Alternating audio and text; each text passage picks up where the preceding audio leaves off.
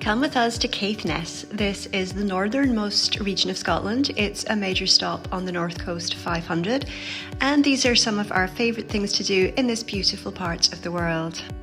Number 1, John O'Groats. This is famously the most northerly settlement on the British mainland, and it's just a really cool place to visit. There are lots of photo opportunities, there's lots of cafes and gift shops, and it's so cool to be able to say that you have stood on the very tip of the British mainland.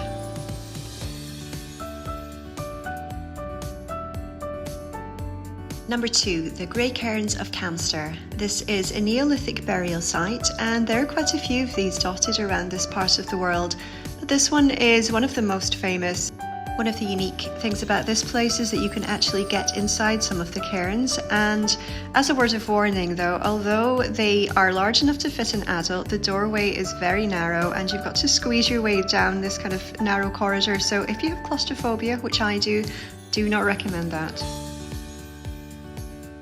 Number 3, the Whaligo Steps. These were originally built so that women could haul fish in baskets up them from the bay at the bottom up to the top, and then they would walk all the way to Wick, which is about 8 miles away from here.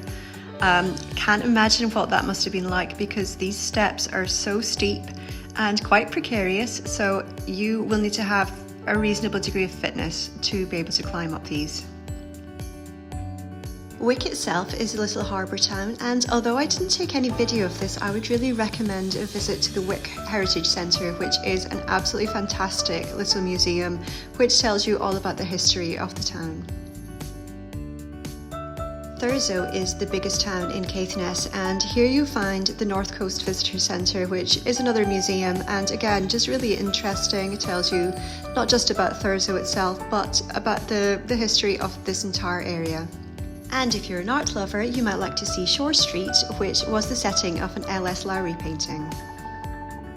And finally, Castletown Beach is just one of those absolutely beautiful, unspoilt beaches. As you can see, we got fantastic weather for this. It was October, but it was warm enough to paddle in the sea, and we had the entire place to ourselves. It's just gorgeous, and if you want to spend some time at the beach, I would definitely recommend this one. These are just a few of the things that I took video of while I was in Caithness, but there's so much more to see here, so please check out my blog post, which is linked below.